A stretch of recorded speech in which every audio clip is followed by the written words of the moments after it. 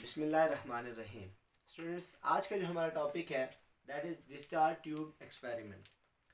Discharge tube experiment को हम discovery of electron भी कहते हैं। डिस्कवरी ऑफ इलेक्ट्रॉन, इसी एक्सपेरिमेंट का दूसरा नाम है cathode rays discovery. Cathode rays discovery, ये थ्री डिफरेंट नाम इस एक्सपेरिमेंट के लिए क्यों यूज़ किए जाते हैं, जब हम इस एक्सपेरिमेंट को डिटेल में एक्सप्लेन करेंगे तो ये तीनों बातें क्लियर हो जाएंगी कि डिस्चार्ज ट्यूब एक्सपेरिमेंट क्यों कहा जाता है, डिस्कवरी ऑफ इलेक्ट्रॉन किस वजह से कहा जाता है, और कैथोड रेज डिस्कवरी क्यों कहा जाता है। सबसे पहली बात याद रखें कि ये एक्सपेरिमेंट किया था विलियम क्रूक ने। विलियम क्रूक ने ये एक्सपेरिमेंट परफॉर्म किया। यहाँ पर हम जो मेनली बात करेंगे कि विलियम क्रूक ने अपने इस एक्सपेरिमेंट में क्या एक्सपेरिमेंटल सेटअप यूज़ किया था, और इसके साथ साथ उसने इस एक्सपेरिमेंट से क्या क्या बातें ऑब्जर्व की। तो सबसे पहले याद रखें कि विलियम क्रूक ने यूज़ की थी एक ग्लास ट्यूब। ग्लास की बनी हुई एक ट्यूब थी जिसे डिस्चार्ज ट्यूब भी कहा जाता है। This tube is also known as discharge tube. Glass की बनी हुई ट्यूब को हम डिस्चार्ज ट्यूब भी कहते हैं। ये चूंकि क्रूक ने यूज की थी तो इसको दूसरे लफ्जों में क्रूक ट्यूब भी कहते हैं, क्रूक्स ट्यूब भी कहा जाता है। तो सबसे पहली चीज, उसने एक ग्लास ट्यूब ली और दूसरा काम उसने क्या किया कि इस ग्लास ट्यूब के अंदर उसने फिट कर दिए दो इलेक्ट्रोड। एक ले लिया उसने एनोड और दूसरा ले लिया उसने कैथोड। ग्लास ट्यूब के अंदर उसने दो इलेक्ट्रोड लगा दिए, एनोड और दूसरा कैथोड। तीसरी चीज जो उसने अपने एक्सपेरिमेंटल सेटअप के लिए ली थी that is voltage source. Voltage source के इन इलेक्ट्रोड्स के ऊपर इलेक्ट्रिक पोटेंशियल को क्रिएट करने के लिए उसने एक बैटरी ली, या फिर हम उसे कहते हैं वोल्टेज सोर्स। नंबर 4 जो इसके एक्सपेरिमेंटल सेटअप का हिस्सा था दैट वाज वैक्यूम पंप। ये टोटल 4 चीजें उसके एक्सपेरिमेंटल सेटअप का हिस्सा थी। अब उसने एक्सपेरिमेंट कैसे परफॉर्म किया उसका देखते हैं कि देखिए, उसने यूं एक ग्लास ट्यूब ली, उस ग्लास ट्यूब की एक साइड पे उसने कनेक्ट कर दिया था वैक्यूम पंप। यहां पर उसने लगा दिया वैक्यूम पंप। अब यहां पर पहली चीज याद रखें कि वैक्यूम पंप का फंक्शन क्या था। इस वैक्यूम पंप को लगाने का फंक्शन उसका ये था, या उसका मकसद ये था कि इस ट्यूब के अंदर जब कोई गैस रखी जाए, जो भी गैस इस ट्यूब में रखी जाए, उस गैस को डिजायर्ड प्रेशर पे ले जाएं, कि जितने प्रेशर पे गैस को स्टडी कर सके उतने प्रेशर पे ले जाने के लिए उसने यहाँ पर कनेक्ट कर दिया वैक्यूम पंप। फिर उसने क्या किया कि इसके अंदर एक साइड पे एक मेटालिक प्लेट, दूसरी साइड पे दूसरी मेटालिक प्लेट उसने लगा दी। एक मेटालिक प्लेट को उसने कनेक्ट कर दिया बैटरी के नेगेटिव टर्मिनल के साथ, दूसरी मेटालिक प्लेट को उसने कनेक्ट कर दिया बैटरी के पॉजिटिव टर्मिनल के साथ। जिसको उसने कनेक्ट किया बैटरी के नेगेटिव टर्मिनल के साथ वो बना दी उसने कैथोड। ये इस साइड इस मेटालिक प्लेट को उसने कनेक्ट कर दिया बैटरी के नेगेटिव टर्मिनल के, और इसके ऊपर आ गया नेगेटिव चार्ज और इसको हमने ले लिया कैथोड। दूसरी मेटालिक प्लेट को उसने कनेक्ट कर दिया बैटरी के पॉजिटिव टर्मिनल के साथ और उसके ऊपर आ गया पॉजिटिव चार्ज और ये बन गया एनोड। ये दो इलेक्ट्रोड उसने अपनी इस ट्यूब के अंदर फिट कर लिए, और इन दोनों इलेक्ट्रोड को एक्सटर्नली उसने एक वोल्टेज सोर्स के साथ कनेक्ट कर दिया, जो इन दोनों को इलेक्ट्रिक करंट सप्लाई करता है। अब इस ट्यूब के अंदर उसने एक गैस ली, और गैस रखने के बाद यहां से जब उसने वोल्टेज अप्लाई की तो सबसे पहले उसने क्या किया कि इस ट्यूब के अंदर नॉर्मल प्रेशर रखा। ऑर्डिनरी जो प्रेशर है वो प्रेशर रखने के बाद उसने ये बात ऑब्जर्व की है कि अगर ट्यूब के अंदर, इसी ट्यूब के अंदर गैस का प्रेशर नॉर्मल हो तो इस ट्यूब में कोई कंडक्शन नहीं होती, कोई डिस्चार्ज या कोई इलेक्ट्रिक करंट अपीयर नहीं होता, किसी इलेक्ट्रिक करंट की डिस्चार्ज या ट्रांसमिशन ऑफ इलेक्ट्रिक करंट नहीं होती। ये पहली बात उसने ऑब्जर्व की। तो हम ये कहते हैं कि उसकी पहली ऑब्जर्वेशन ये है, at ordinary pressure, at ordinary pressure. अब ऑर्डिनरी प्रेशर का मतलब ये है कि इस ट्यूब के अंदर ऑर्डिनरी प्रेशर रखा जाए, नॉर्मल प्रेशर रखा जाए। तो नॉर्मल प्रेशर के केस में वो ये कहता है कि यहाँ पे कोई कंडक्शन नहीं हुई। ये पहली बात कि हम ये कहते हैं कि at ordinary pressure there was no conduction, there was no conduction of current take place या टुक प्लेस, कि इस ट्यूब के अंदर ऑर्डिनरी प्रेशर पे कोई कंडक्शन नहीं हुई, कोई डिस्चार्ज नहीं हुआ। फिर उसने क्या किया, वैक्यूम पंप की मदद से यहाँ पर जो गैस रखी हुई थी उसका प्रेशर कम कर दिया, उसका प्रेशर रिड्यूस कर दिया। तो दूसरा क्या काम किया, he reduced pressure, he reduced pressure of gas, कि यहाँ पर जो गैस रखी हुई है उसकी अमाउंट उसने कम की। जब अमाउंट कम की तो प्रेशर कम हो गया। जब प्रेशर कम हुआ वो क्या कहता है कि up to 0.1 millimetre of Hg। ये किस प्रेशर पे ले गया, 0.1 पे। ऑर्डिनरी प्रेशर से वो ले गया 0.1 पे। जब उसने इस ट्यूब के अंदर गैस की अमाउंट को कम किया, प्रेशर को कम किया, तो उसने ये देखा कि यहाँ पे इस ट्यूब के अंदर एक ग्लो अपीयर हो रहा है। He reduced pressure up to 0.2, 0.1 and observed that a uniform glow appear inside tube। ये उसकी दूसरी ऑब्जर्वेशन है कि जब उसने इनसाइड ट्यूब गैस का प्रेशर कम किया, तो जब उसने इस ट्यूब के अंदर गैस के प्रेशर को कम किया, पहले नॉर्मल प्रेशर रखा और उस पर स्टडी किया।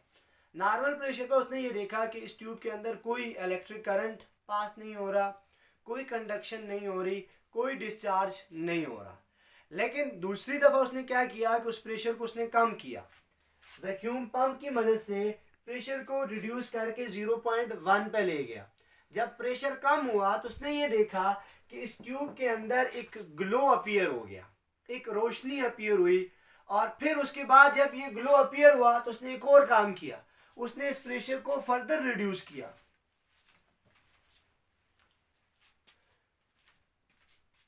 इस प्रेशर को उसने और रिड्यूस किया कि पहले ऑर्डिनरी से लेकर 0.1 पे लाया। अब उसने क्या किया कि ही रिड्यूस्ड प्रेशर अप टू 0.01। अब वो प्रेशर रिड्यूस करके 0.01 पे ले गया। जब उसने ये प्रेशर 0.01 पे लाया तो उसने ये देखा कि ये जो ग्लो अपीयर हुआ था वो डिसअपीयर हो गया। पहली बात कि ग्लो डिसअपीयर्ड,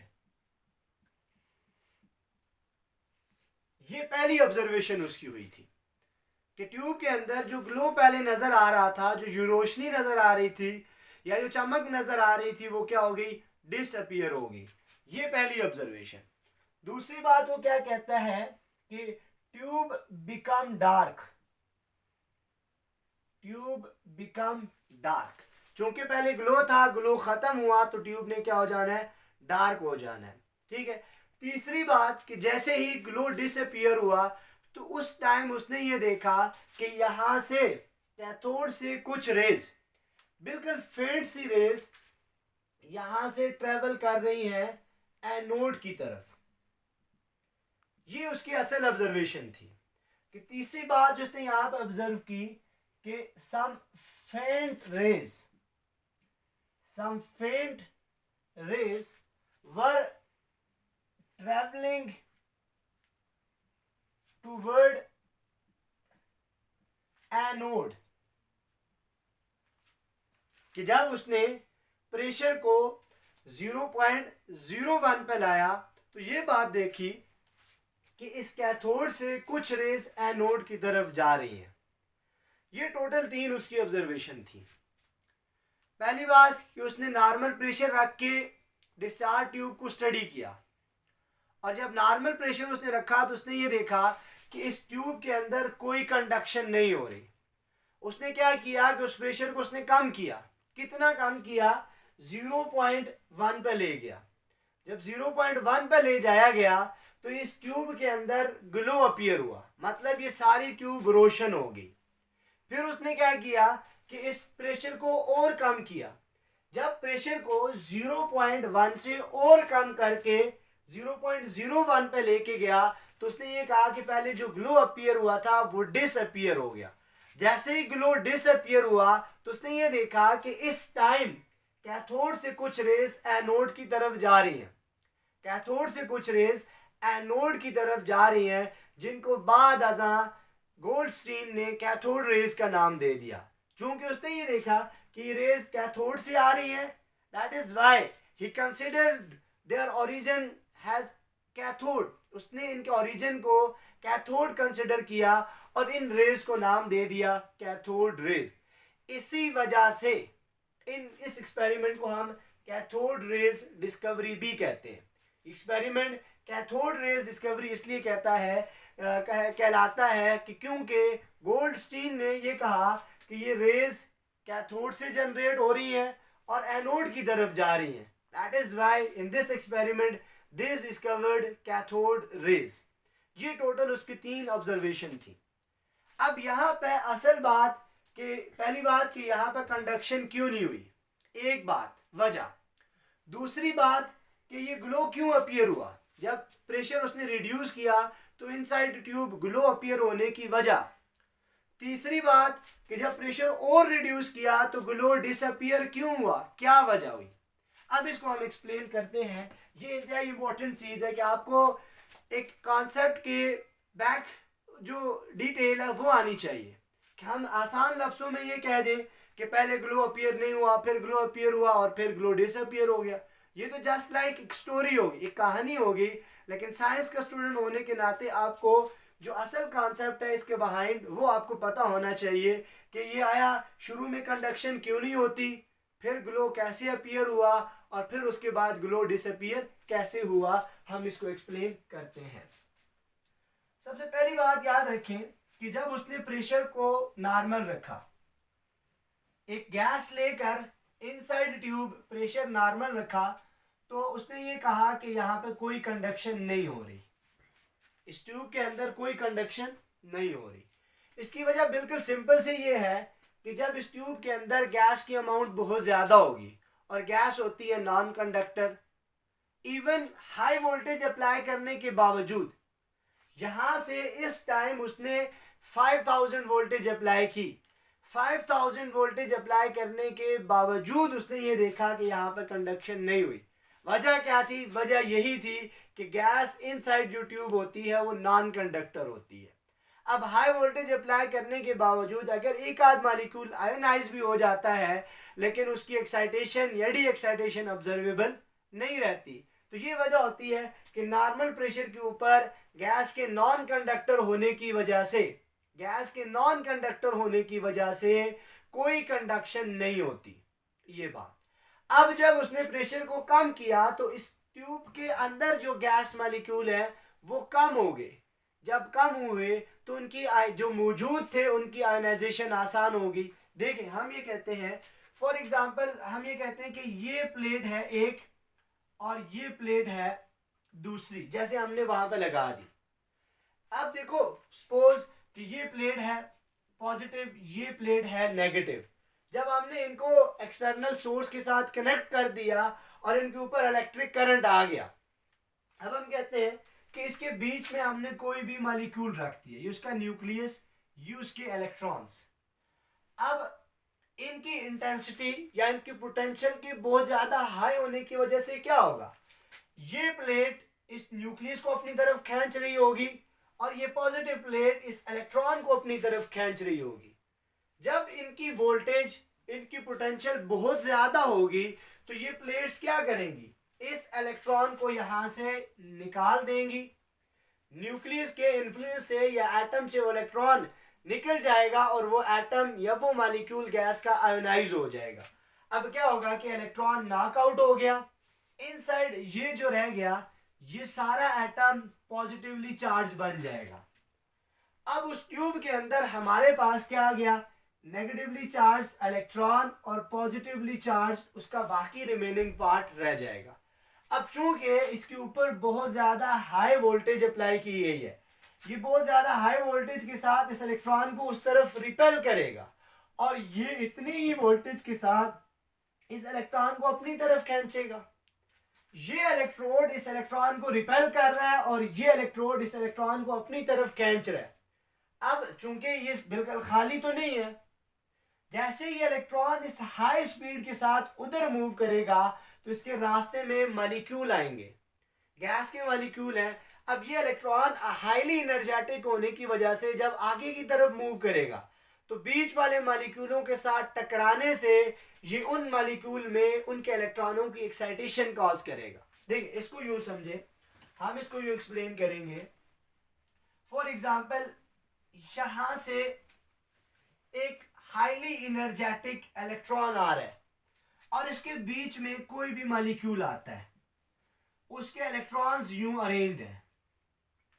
अब ये हाईली एनर्जेटिक इलेक्ट्रॉन जब यहां से इसके साथ आकर टकराएगा तो ये कॉज कर सकता है कि इस इलेक्ट्रॉन को यहां से एक्साइट करके यहां पे ले जाए।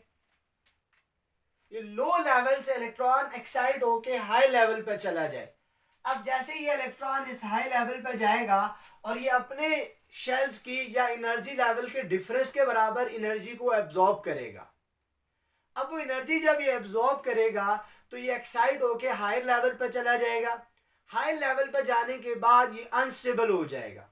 अब इलेक्ट्रॉन तो मूव कर जाएगा लेकिन ये इलेक्ट्रॉन एक्साइटेड लेवल से जब नीचे आएगा, ये इलेक्ट्रॉन जब ये दोबारा से नीचे आएगा तो ये उस एनर्जी को in the form of light emit करेगा। ये वही लाइट, वही एनर्जी जो नीचे से ऊपर जाते हुए इसने एब्जॉर्ब की थी, अब के बार वो इसको क्या करेगा, रिलीज करेगा और वो जो रिलीज होगी in the form of light release होगी और वो लाइट इस ट्यूब के अंदर ग्लो की फॉर्म में अपीयर होगी। ये वजह थी कि 0.1 mm पे उसने इस ट्यूब के अंदर ग्लो को देखा, ग्लो अपीयर हुआ 0.1 mm। तीसरी ऑब्जर्वेशन उसकी ये थी कि जब इस प्रेशर को और कम कर दिया, 0.1 से रिड्यूस करके 0.01 पे ले गए तो ग्लो डिसअपीयर हो गया। अब ग्लो क्यों डिसअपीयर हुआ, उसकी वजह ये थी कि इस ट्यूब के अंदर गैस के मॉलिक्यूल की अमाउंट बहुत ही कम हो गई। जब बहुत ही कम हो गई तो ये एक्साइटेशन डी एक्साइटेशन का प्रोसेस कम हो गया, सिर्फ चंद एक मॉलिक्यूल रह गए और एक्साइटेशन सिर्फ चंद मॉलिक्यूल में हो रही है और डिक्साइटेशन चंद मॉलिक्यूल में हो रही है। तो जो लाइट एमिट हो रही है वो ऑब्जर्वेबल नहीं रहती, उसको अब इस लेवल पे कम प्रेशर पे कम अमाउंट में ऑब्जर्व नहीं किया जा सकता, जिसकी वजह से हम ये कहते हैं कि जब प्रेशर को 0.1 से 0.01 पे ले जाएं तो वो डिसअपीयर हो जाता है। ये असल वजह थी उसके एक्सपेरिमेंट के पीछे। अब ये डिटेल्स विलियम क्रूक ने नहीं एक्सप्लेन की थी, उसके बाद उसके एक्सपेरिमेंट्स के ऊपर जब मुख्तलिफ साइंटिस्ट ने काम किया तो उन्होंने ये रीजंस इंक्लूड की और एक्सपेरिमेंट को आगे ले जाया गया। तो यहाँ पे ये तीन बातें आपको क्लियर हो गई कि डिस्चार्ज ट्यूब इसको क्यों कहते हैं या डिस्चार्ज ट्यूब एक्सपेरिमेंट इसको क्यों कहते हैं, क्योंकि इसमें इलेक्ट्रिक करंट का डिस्चार्ज टेक प्लेस होता है, कंडक्शन ऑफ इलेक्ट्रिसिटी होती है। इस वजह से इस ट्यूब को हम कहते हैं डिस्चार्ज ट्यूब और इस एक्सपेरिमेंट को कहा जाता है discharge tube experiment. Cathode rays इसलिए कहते हैं कि हमने पहले बात की कि अकॉर्डिंग टू गोल्डस्टीन के मुताबिक ये रेज कैथोड से जनरेट हो रही थी, इसलिए उसने इनको नाम दे दिया कैथोड रेज। और इस एक्सपेरिमेंट में ये रेज डिस्कवर हुई तो इसलिए इन्हें कहा गया, इस एक्सपेरिमेंट को कहा गया कैथोड रेज एक्सपेरिमेंट। और बाद में इन रेज को जब प्रॉपर्टी देखी गई, सारी प्रॉपर्टीज को डिटेल में एक्सप्लेन किया गया, तो ये बात सामने आई कि these rays are actually similar to the particle moving in electricity. क्या इलेक्ट्रिसिटी के अंदर जो पार्टिकल मूव करता है और यहाँ पे ये जो रेज मूव करती हैं, इन दोनों की नेचर सेम है और वो इलेक्ट्रिसिटी के पार्टिकल की तरह इनको नाम दे दिया गया इलेक्ट्रॉन। ये नाम दे दिया था एक साइंटिस्ट ने, जी.जे. स्टोनी ने। उसने जब इलेक्ट्रिसिटी को ऑब्जर्व किया और इन रेज को ऑब्जर्व किया, he found both are similar, दोनों को एक जैसा पाया, तो इस पार्टिकल को उसने नाम दे दिया इलेक्ट्रॉन। तो अब इस एक्सपेरिमेंट में चूंकि इलेक्ट्रॉन डिस्कवर हुआ था, cathode rays are actually electrons, तो इन इलेक्ट्रॉन्स की डिस्कवरी की वजह से इस एक्सपेरिमेंट को कहा जाता है discovery of electron. Thank you very much.